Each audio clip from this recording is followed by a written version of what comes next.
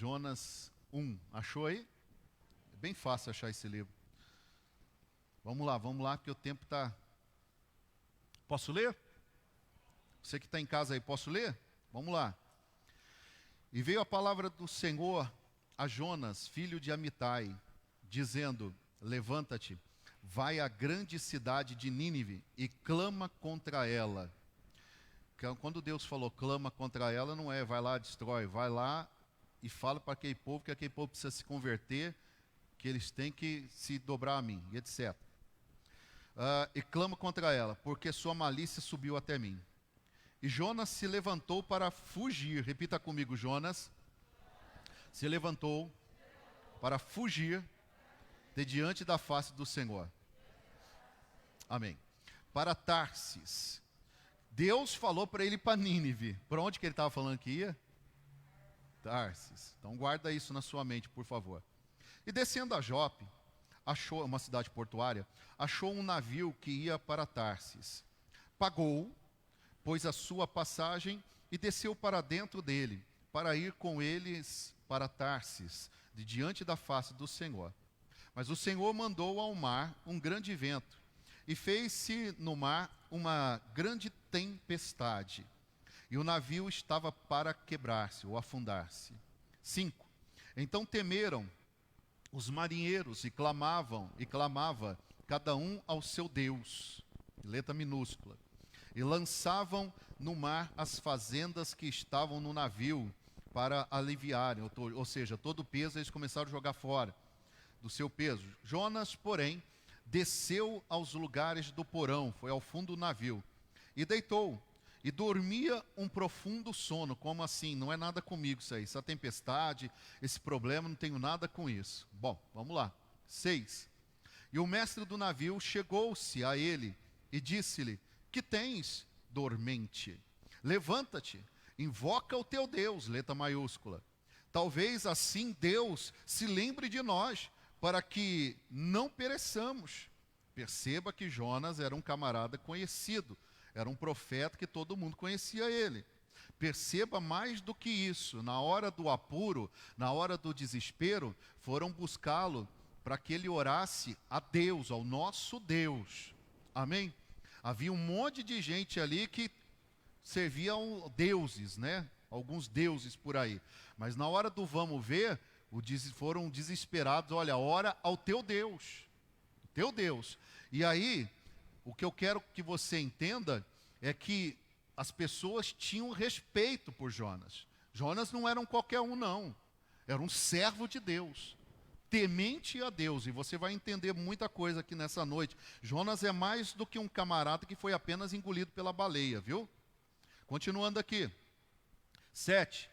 E dizia cada um ao seu companheiro: vinde e lancemos sortes para que saibamos por causa nos sobreveio este mal. E lançaram sorte, e a sorte caiu sobre Jonas. Então lhe disseram: declara-nos tu agora, por que razão nos sobreveio este mal? Que ocupação é a tua? E de onde vens? Qual é a tua terra? E de que povo tu és?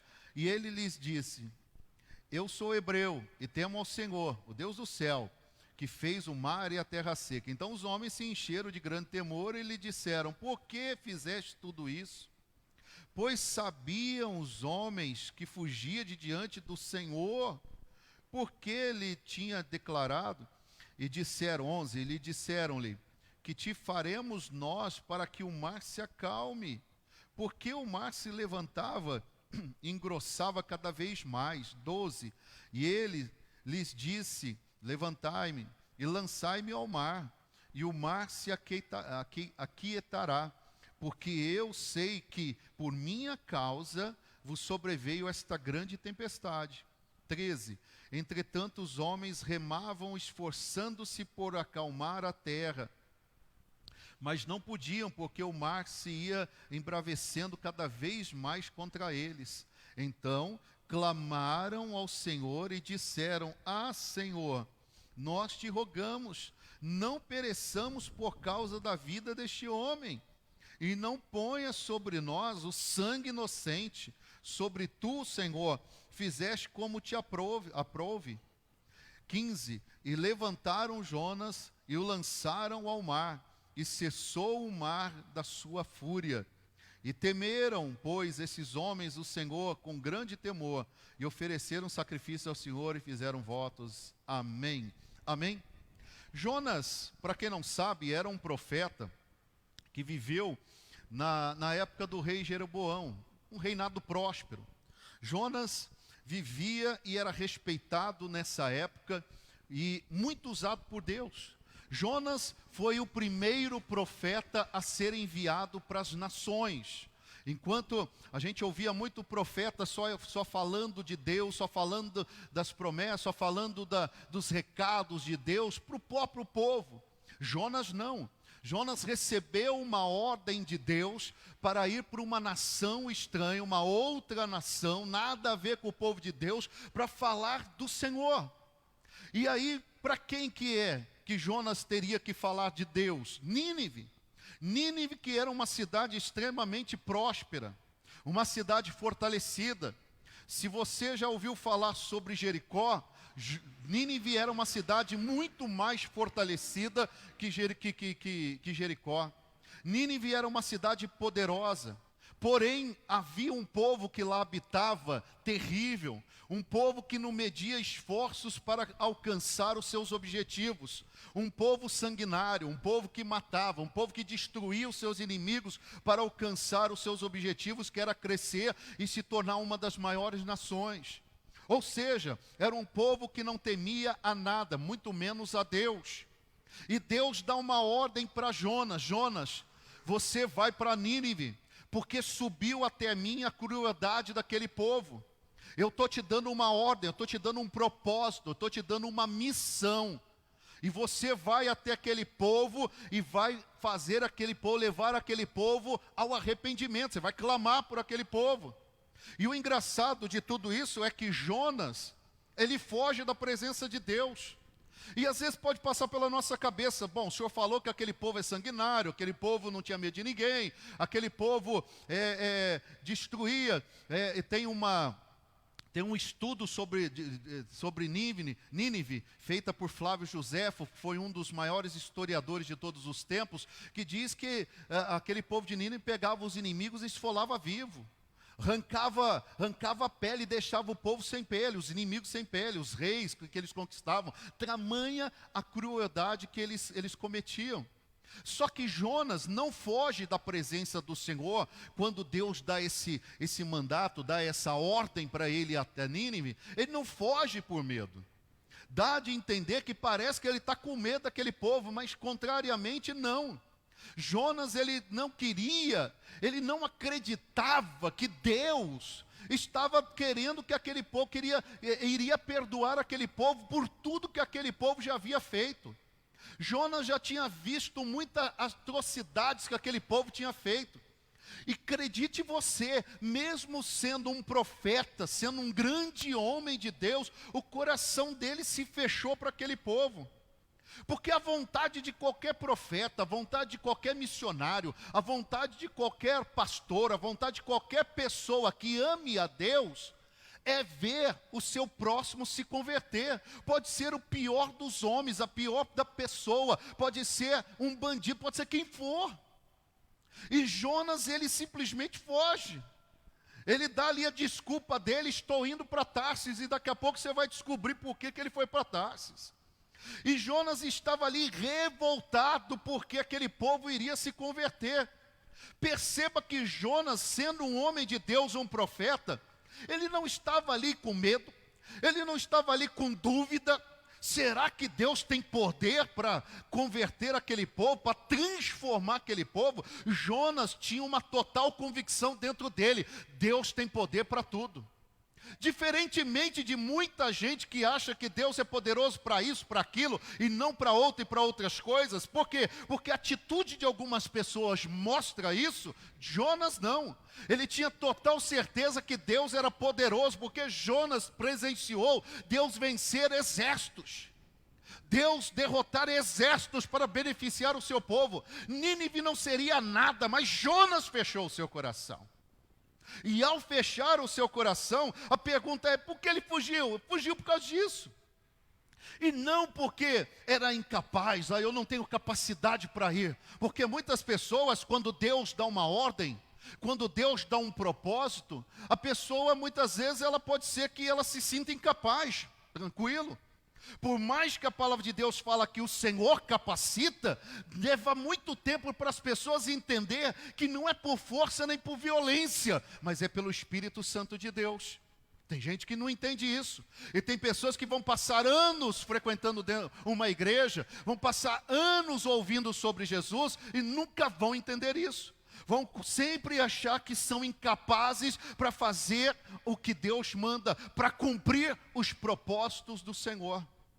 Jonas, como eu disse, não tinha dúvida. Ele tinha total certeza. Tem muita gente que muitas vezes você olha para a pessoa e você fala, puxa, mas não é possível. Essa pessoa parece que tem tanta fé. Ela acredita tanto que Deus é poderoso. Ela fala tão bonito de Deus. E por que que a vida dessa pessoa não muda? E por que que de repente essa pessoa ela sempre está em outros rumos, outros caminhos? Jonas, ele não queria, na verdade, ser usado por Deus para aquele propósito. Muitas pessoas que estão dentro da igreja, elas querem fazer as coisas do seu jeito, o que traz para ela satisfação própria. Tem muita gente que você prega, tem muita gente que você fala, bate sempre na mesma tecla. Mas a pessoa continua andando pelos seus próprios pés, continua caminhando nos seus próprios caminhos, continua fazendo as coisas pela sua própria cabeça, pelo seu coração, faz no que vem na telha, como se diz. E assim tem muita gente dentro da igreja. Tomara a Deus que nessa noite, se tiver alguém aqui, que a mente se destrave. Porque tem gente igual a Jonas, eu vou obedecer ao Senhor, mas eu vou obedecer aonde eu quero. Eu vou fazer, eu vou clamar, mas eu vou clamar para o povo que eu quero, não pelo que o Senhor está mandando. E tem gente dentro da igreja que Deus manda fazer algo. Não, eu vou fazer, Senhor, mas não do teu jeito. Eu vou fazer, mas não na tua hora. Eu vou fazer, mas não como o Senhor quer. Eu vou te servir, mas não no tempo, não na hora que o Senhor quer e do jeito que o Senhor quer. Eu vou fazer conforme me dá certo, conforme sobra tempo, conforme eu quero, conforme eu desejo. Você está entendendo sim ou não? Jonas fez o que muita gente faz, foge do seu verdadeiro propósito. Nós temos um propósito, mas a gente sempre está dando desculpas. Uma hora eu não fiz, eu não vim na igreja, eu não fui, eu não faço, eu não aconteço, porque papai, porque mamãe, porque alguém, porque um parente chegou em casa, porque eu tinha afazeres, porque eu estou ocupado, porque eu estou cansado, porque eu estou cheio de problema. As pessoas somem da igreja porque a luta está grande. Mas se Deus deu um propósito, e qual é o propósito de cada um de nós? A partir do momento que Jesus resgatou você, é para você verdadeiramente mergulhar. Principalmente você que já batizou nas águas, você literalmente mergulhou. E quando a gente mergulha, é para mergulhar em Deus. É para você mergulhar, pular no Senhor e confiar que Ele vai segurar você, que Ele vai estar com você. E a partir do momento que você confia a tua vida ao Senhor, que você mergulha no Senhor, você precisa entender, Deus está contigo até o fim. Deus vai estar contigo, aliás, Deus vai estar contigo até depois do fim. Porque até depois do fim, o Senhor vai estar esperando você nos céus, vai estar esperando você na cidade celestial, para estar ali apresentando para você a tua nova morada. Você entendeu agora por que depois do fim? Nós precisamos entender que a partir do momento que Jesus chamou você de alguma forma, usou alguém, criou uma situação, e você pisou os seus pés e começou a ouvir o Evangelho, Deus quer que agora haja uma transformação dentro de você. Ele quer que haja verdadeiramente uma conversão dentro de você, uma mudança de mente dentro de você. Ele quer que você agora comece a falar, agir, comece a fazer as coisas, a pensar como Ele quer. Por quê? Porque Ele sabe o que é ideal, Ele sabe o que é bom, Ele sabe o que é perfeito, Ele sabe o que é agradável para nós. Mas muita gente, dentro da igreja, continua fazendo do seu jeito. O dia que der para vir na igreja, eu venho. O dia que der para buscar, eu venho. O dia que eu quiser acreditar, eu acredito. O dia que der para fazer alguma coisa pela obra, eu faço. O dia que der para mim perseverar por algo, eu persevero. Hoje eu estou cansado. Eu estou saco cheio da minha família, eu estou de saco cheio do meu casamento, eu não aguento mais. Senhor, o Senhor entende. A gente se apega em algo chamado o Senhor entende. E Jonas fez a mesma coisa, Senhor vai entender. Eu não vou para Nínive, mas eu vou para Tarsis. Porque o Senhor vai entender que lá também é importante. Venha comigo, se você quiser, é óbvio. Venha comigo para Isaías 66, 19. 66, 19. Isaías 66, 19. Você que está em casa, abra também, porque é importante você entender porque que eu estou falando aqui. Nínive, e aí ele foi para Tarsis. Vamos lá. E porei entre eles um sinal, e os que deles escaparem enviarei às nações. A Tarsis, diga comigo, a Tarsis. Amém. Pul e Lude, flecheiros, a Tubal e a Javã, até as ilhas de mais longe que não ouviram a minha fama, ou não ouviram a minha palavra, nem viram a minha glória, e anunciarão a minha glória entre as nações. Amém? Você sabe o que Jonas fez? Jonas pegou essa passagem aqui e se agarrou nela.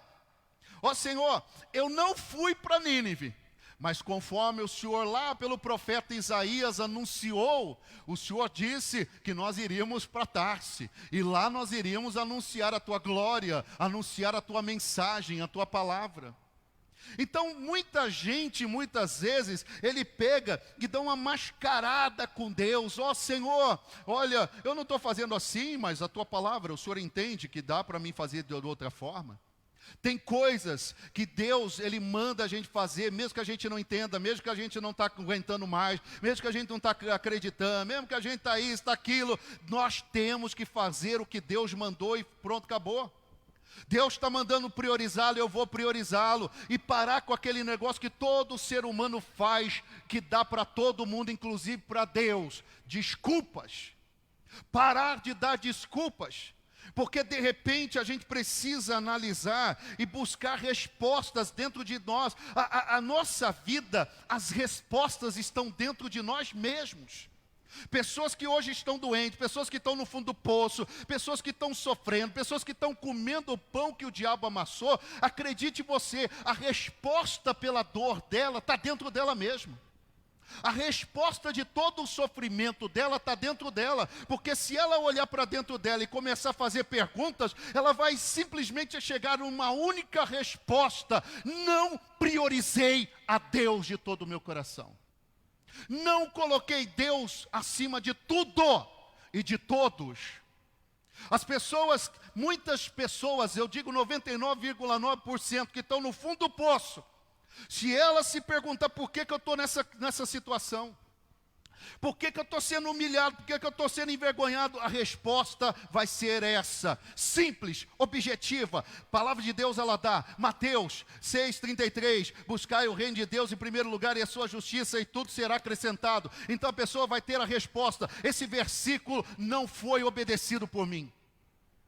Porque quando esse versículo é obedecido por você, esse versículo é obedecido por nós, não tenha sombra de dúvida, a luta é grande, a batalha é grande, o inimigo é sanguinário, o inimigo é difícil. Quando eu digo inimigo, é o diabo. É complicado, a situação é terrível, mas eu quero dizer para você, é melhor passar por uma tempestade, é melhor passar pelo deserto, é melhor passar por luta estando ao lado de Deus, do que passar por ela longe do Senhor. Acredite você, porque longe de Deus não há escapatória, longe de Deus. E às vezes a gente se apega em coisinhas, começa, eu acho que é macumba, eu acho que é trabalho, eu acho que não é nada disso. Porque a Bíblia fala que aquele que é de Deus, o maligno não toca. Se eu sou de Deus, o diabo não pode na minha vida. O diabo não pode na minha vida porque eu sou pastor. Título não serve para nada se não tiver a unção do Espírito Santo. Eu posso estar aqui na igreja e estar aqui há 30 anos, se a unção do Espírito Santo, se a minha vida não estiver no altar de Deus, nada adiantou, nada serviu. Passar anos dentro de uma igreja.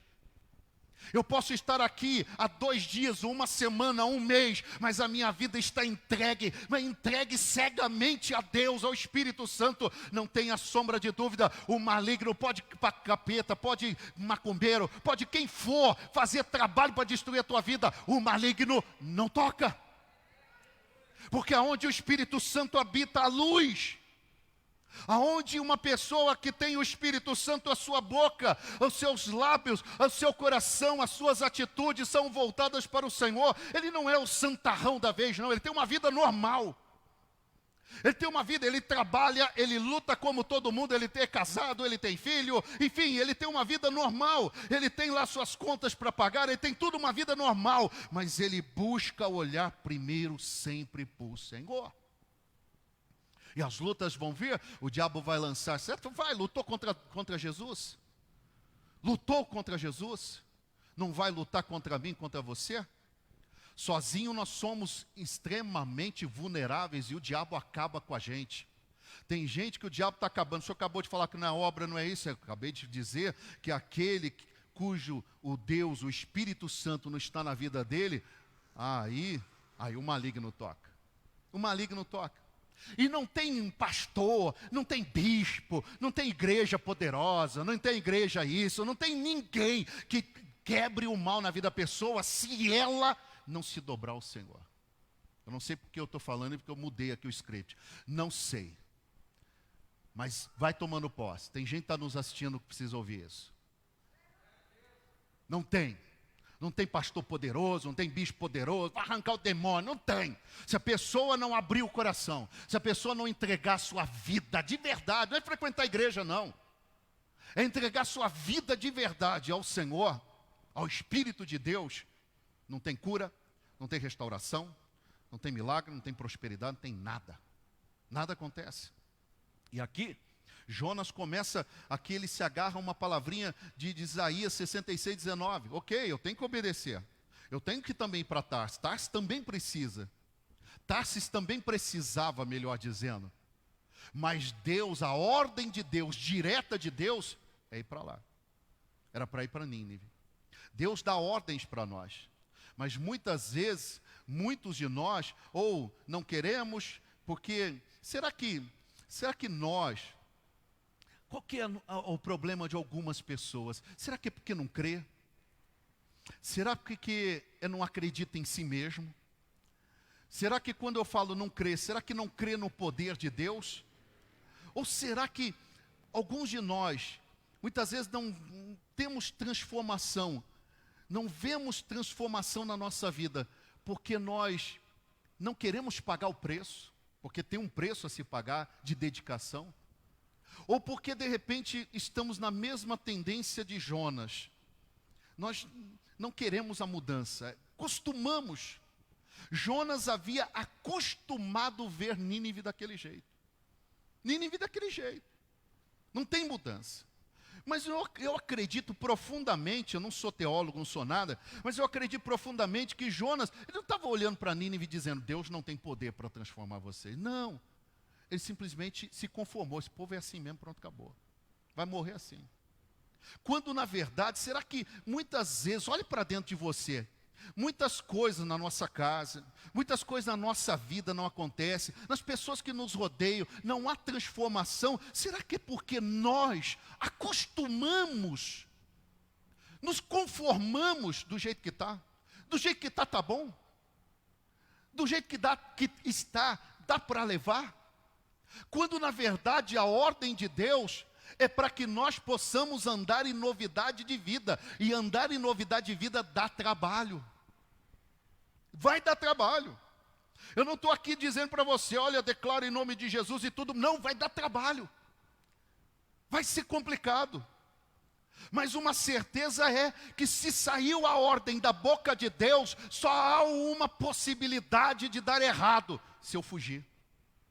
Só há uma possibilidade de dar errado, se eu não obedecer a Deus. E as pessoas, tem muita gente dentro das igrejas, enrolando a Deus. Tem muita gente dentro da igreja que não faz o que ele quer, e nem na hora e nem no local que ele quer, mas faz o que quer. E não é do jeito que eu quero, é do jeito que Deus quer. E se Deus falou, e se Deus tem falado na sua palavra, que todas as coisas são possíveis ao que crê, eu poderia dar aqui vários, você e tua casa vai ser salvo, eu poderia aqui falar para você, que Deus, operando Ele em quem pode impedir, a porta que Ele abre em quem pode fechar, eu poderia dar aqui várias promessas que vão culminar ao teu propósito. Você foi chamado para que a glória de Deus se manifeste e brilhe através de você. Você foi chamado para que você, como filho e filha do Senhor, mostre a glória do teu Pai. Mostre o que o teu Pai é capaz. Mas será que nós não nos cansamos? Jonas talvez se cansou, né? Eu cansei de ver esse povo matar tanta gente, fazer tanta maldade, que esse povo, tomara que se ferre mesmo. Será que a gente não chegou numa situação que a gente cansou? Cansou das pessoas, cansou de quem está do nosso lado, cansou da nossa família, cansou da situação, e deixa assim, quando na verdade Deus está falando que o nosso descanso não é aqui, não tem que descansar.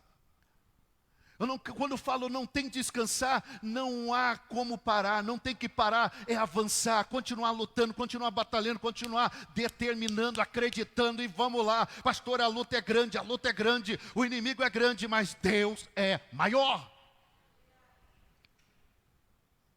E tem muita gente que está afundando, tem muita gente que está afundando as pessoas que estão próximas dela, porque simplesmente agem como Jonas, foge do chamado, foge do propósito, foge da promessa de Deus.